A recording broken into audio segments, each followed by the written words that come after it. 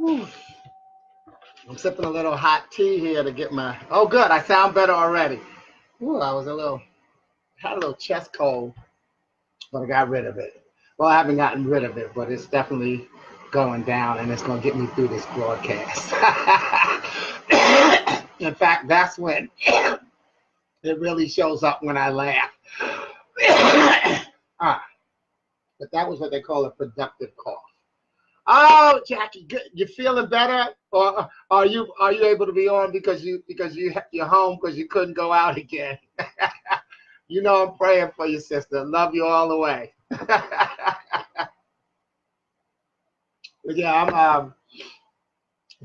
Yeah, like I tell everybody, I'll do my shout outs at the beginning, so you get on early, you get a shout out. That's what it's all about. Shout out is what it's about. Oh my God, this is Wednesday the 13th. You know, isn't that something? How our society, we have chosen Friday the 13th as if that's such a bad thing. Well, so is the 13th always? Oh my God, it's Wednesday the 13th. Hey Tony Rice, good to see you. Thinking flashback to our Purdue days. Sitting in the office, sitting on your floor in the office, laughing with you. So thanks for continuing to be a blessing out there. And say hi to Chuck for me. And of course, Jackie, I didn't mention it. Say hi to all the fam. I know we got it there. Yeah. Oh, good. Yeah, that's it. That's the truth. And see, like I said, I got less than a minute, and we're going to get started. So that looks like those are going to be my two shout outs. Two of my sisters across the miles. Hey, there you go. Oh, you on the bus? All right, Jack. See, I'm not supposed to laugh. Okay, Jackie, I appreciate that one. Okay, well, I'll give you some ammunition to get through that bus ride. Okay, it's 12 o'clock. Let's roll.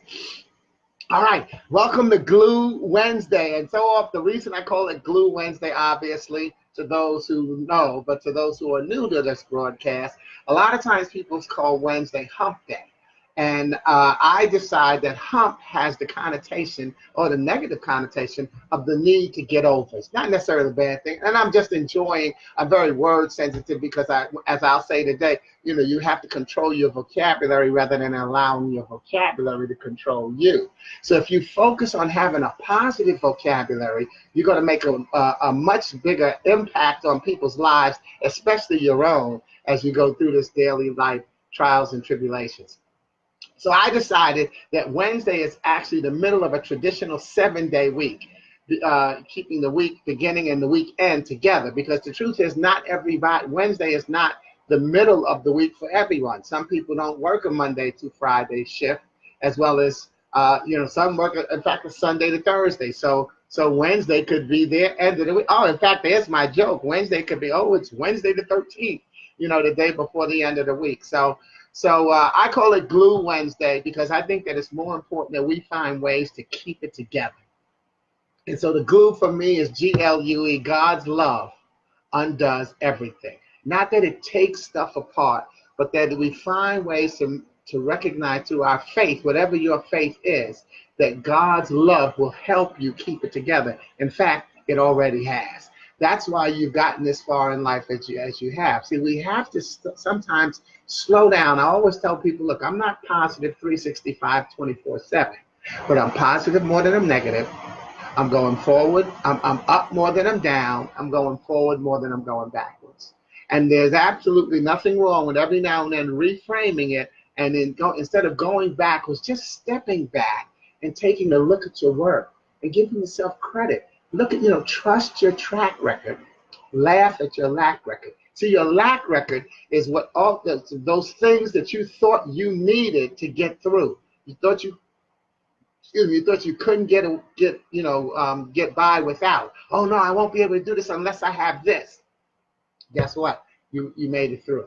So that means that whatever you lacked, you didn't really need. So you need to laugh at that, because that was something that you thought you needed, but you didn't need it to be successful, because success is being here and being alive, okay? And so laugh at your lack record, and then trust your track record. Look at the blessings that you've had in your life. Look at the blessings that you've shared. Look at, I always like to say to people, if you have brought children into this world, then you've saved a life. If you volunteered your time to support your time or your dollars to serve a worthy cause, volunteered your time or to serve a worthy cause, or donated money to serve a worthy cause, then you saved a life.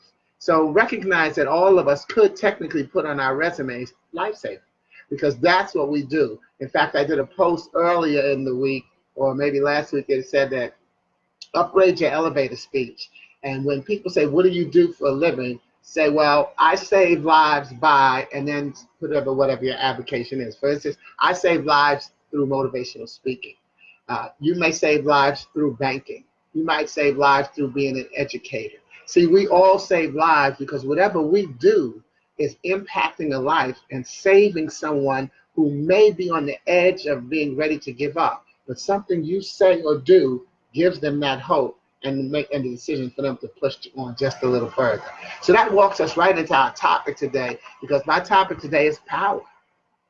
P-O-W-E-R. And I've chosen two of my poems, and then I'm going to connect them to two of my affirmations.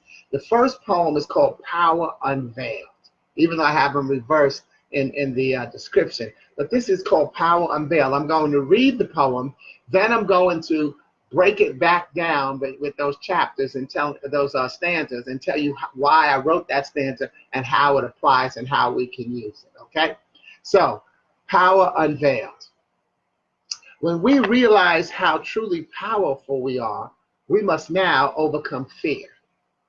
When I wanted, I saw what to strive for. As my need grew, I knew just what to do. And now that I'm there, I must choose what I can share. For the air up here is new, and its exhilaration is not so unfamiliar to my ego, nor uncomfortable to my touch, unpalatable to my taste, illogical or unrecognizable. Yet my neighbors are doubt, disbelief, and caution. And as I consider their comfort, they exhibit more unrest, and I become prone to shut them out. Instead, I invite them up. So what I've decided to do is take that poem and connect it to one of my affirmations, that is power, P-O-W-E-R. Positioning our words elevates rewards. Positioning our words elevates rewards. You see, in this poem, this person is talking about now that they realize that they have power, and so they're a little afraid. And so it's the words that we use that make a difference. So when I break down the beginning, I'm going to give you the breakdown and then show you the standard that it goes to. Because I think that what we tend to fear, the first line says, when we realize how truly powerful we are, we must now overcome fear. I think what we have a fear of is success. We're afraid to succeed. See, we're not afraid to fail. When we fail, the pity party shows up to justify our failure. Oh, you know they weren't going to let a blank person like you have that. But see, when you succeed, what I call the haterade handful show up to minimize your celebration. Oh, you were lucky. Oh, it'll never happen again. Oh, now you think you're one of them? Whose butt did you kiss? See, when you succeed, the haterade handful show up to minimize your success. And what I think that it does is we need to look back at those two things. The haterade handful who say, oh, you think you're one of them? And then the pity party who says they weren't going to let you get that success. Well, first of all, let's deal with they, the pity party, they, T-H-E-Y, the haters, especially you. See, when we don't like ourselves, we find ways to pacify our failure. Oh, well, you know, they're not going to let a black person do that. They're not going to let a woman do that. They're not going to let somebody with my education, with my background. You know, see, we find a way to pacify the hatred inside ourselves so we can make ourselves feel good. Because think about it, when you fail and someone feeds you one of those good reasons for you failing, you say, yeah, that's right. Yeah, it wasn't me. You know, it wasn't that I was not the right candidate or not qualified enough or they found someone better. It's because I am fill in that blank. Now, when you decide that you didn't succeed because you are fill in that blank, that's a way of deciding that you hate yourself. You hate who you are. Oh, if I had only been this race, this color, this age, this sex. See, so you are hating yourself, and then you're giving someone else credit, not the blame, the credit for holding you back. And then you'll tell somebody that you have all the faith in the world. So we take that they, the haters, especially you, and we let that evolve to them. When the hateful handful come to you, the haterade handful come to you and say, you must have kissed somebody's butt, you must think you're one of them now. Well, now THEM is the hater, especially me. Because see, sometimes those people who want to minimize your success, they are actually the ones who are afraid of succeeding. They don't love themselves. They hate themselves. So they try to superimpose that hate upon you. How could you dare separate yourself from me? Because that's what they think what happens when you succeed. They think that when you succeed, you're going to separate yourself from them. And so since they don't like who they are, they hate themselves, well, now they have to try to find a way to keep you from moving forward. So they want to make sure that they show you they don't have the self-confidence. So they have to find a way to keep you down as well. The haters, especially me. If I hate myself, I will not understand how you could be successful.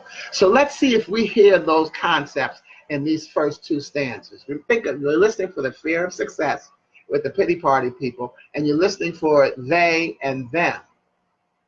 When we truly realize how truly powerful we are, we must now overcome fear.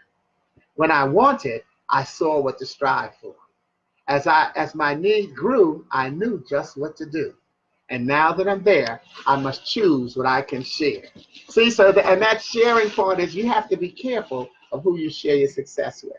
Because not everybody wants you to be successful. So you have to choose what you can share. And someone will misread that you're choosing what you can share because you don't share it with them. They will misread that as your arrogance or your separation from them. You see, negativity becomes comfortable because it senses and it enjoys submission. That's going to move us into our next stanza. Negativity becomes comfortable. See, it's easy being negative because it senses and it enjoys the fact that you submit. When I say something nasty to you and you back down, that it encourages me to stay negative. If you're doing nothing to erase doubt, then negativity becomes comfortable. You've got to trust your faith. You've got to do what I call step up on faith, not step upon faith. Step up on faith. Remember that our acronym that we're dealing with here is positioning our words, elevate rewards. So we take our words and make them work for us. I'm going to step up on faith because my faith allows me to step forward and say, here I am. See, you believed in where you were going and trying to, and how you were, and what you were doing, and how you were trying to get there. So it should feel good. Enjoy your personal and professional success. You hear that in this stanza. For the air up here is new, and its exhilaration, enjoyment, is not so unfamiliar to my ego. See, my ego knew where I wanted to go and how I wanted to get there, nor uncomfortable to my touch, unpalatable to my taste, illogical or unrecognizable. My ego, I knew that I was good enough to get what I wanted, and I set that goal. So once I got there, I'm like, yeah, this is where I belong. This is what I was working for. But that pity party jumps in there and says, no, you don't. You don't belong there. So you've got to make sure that you knock them back down. Believe in yourself. Know that you should feel good about yourself, and then enjoy your personal and professional success. And that moves us into the last stanza, because it's important that we don't put ourselves in denial. See, because those negative people are not going away. Don't put yourself in denial. They are not going away. And that's why we need the acronym HOPE, H-O-P-E, having overpowered evil.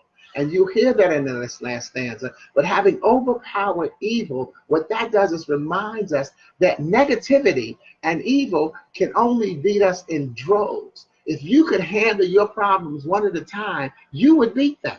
So that's why I say don't even give them the power of trying to handle them all of the time. Don't give them that attention.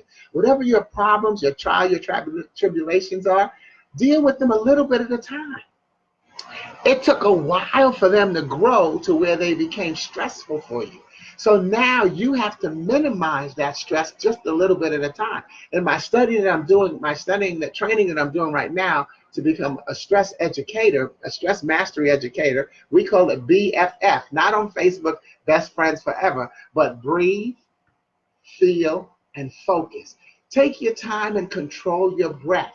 Feel what you're going through and then focus on who you are so that you can get yourself back into the state of being that you need to be in. And that's what hope is, having overpowered evil. You're still here. So you've beaten evil already. Don't decide now to back down.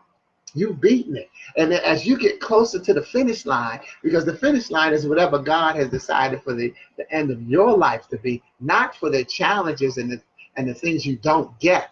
You know, the material things that you don't get on this earth and in this life, that's not your finish line.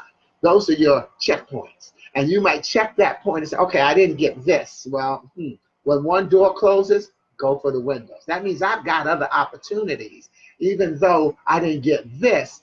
And the reason I say go for the windows instead of one door closes, another will open, that still might not be your door. And so you have to make sure that you have opportunities. Give yourself credit for all of the things that you've overcome so far. And that's where the hope is. So in this last stanza, we'll hear, not being in denial because the negative people are not going away, and hope, the fact that you've overpowered evil. So here's the last stanza of the poem. Yet my neighbors are doubt, disbelief, and caution. See, they're not going away. Doubt, disbelief, and caution.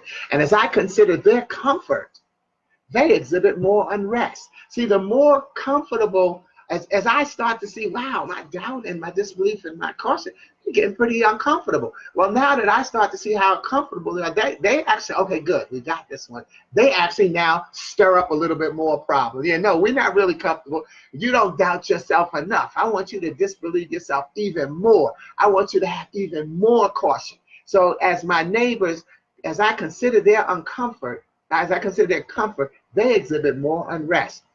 And I become prone to shut them out. Instead, I invite them up. And see, that's again where the hope is. Don't think that you can get rid of your problems. You can't. But you can handle them. You can deal with them one at a time. Just minimize their value in your life and deal with them one at a time and just erase them and knock them back. Invite them up. It's just like they say, you know, the Lord will create a feast with all of my enemies seated at the table. So you start to listen to some of the stuff if you use the Bible. Start to listen to some of the stuff that you say. Listen to the cliches that you use to get yourself through a tough time, and measure those words. And remember what it's saying? Positioning our words elevates rewards. So, you know, remember to put those words where they can help you, and then hear what you say and make the shift toward being positive. Don't surrender to negativity. How you say what you say will cultivate your power to control your vocabulary rather than allowing your vocabulary to control you. And that becomes a goal as well. Because, you know, communication is 55-38-7. 55% of your communication is how you look, 38% how you sound, your tone, and only 7% the words that you use. So that's why your words have to be quality and powerful. They are, but are you listening to them? Or are you giving people advice that you wouldn't take? Everything I'm telling you, believe me, I live by it and I would be happy to do it. So I offer this second poem as somewhat of a prayer. You see, once you've unveiled your power, you have to remain true to yourself and fend off the temptation to abuse it, which can easily happen if you don't pray. So this poem is like a prayer to you, and I won't be breaking this one down. It's just listen to the prayer, and it's called We've All Got Power. You've got to like power. Power needs a home with a welcome mat. Power needs to know just where it's at. Power needs to hear its name again and again, because power gets stronger and sometimes forget where it's been. Power doesn't have a favorite body, race, or sex. Power is what you make it and how you do what you do next. Power doesn't broadcast reason, and like this poem, it's happy to give a little rhyme. But you've got to like power to get the most out of it and use it best. On earth, you get a taste of your power, and when you like it, it's no longer a test. So can you see how that's a prayer for you to not abuse your power, but to recognize that you do have it? Once you unveil the power, now you have to recognize that we've all got power. It's just, how am I going to use my power? What type of power do I have? Who do I have power over? But more importantly, who do I have power with? Because it's who we share our power with that helps us go forward, not who we got it over. Because in the long run, you don't really have much power over someone other than for an instant or a minute. Because if they decide they don't like having you having power over them or leading them, they will dismiss you. So it's, who do I have power with? Who enjoys my message? And that's why I appreciate you for tuning in, because I have power with you. I can deliver this message, you can ingest it and inhale it, and now we can spread it. And in the meantime, I spread yours as well, because we're sharing power. When you let me know how much you like what I say, guess what? It encourages me to take that message even further. So we're constantly sharing power. So my PWOR on POWER on this poem is, praying our wealth is eternal reward. See, praying that our wealth is eternal reward, that we will be remembered. That's what power is.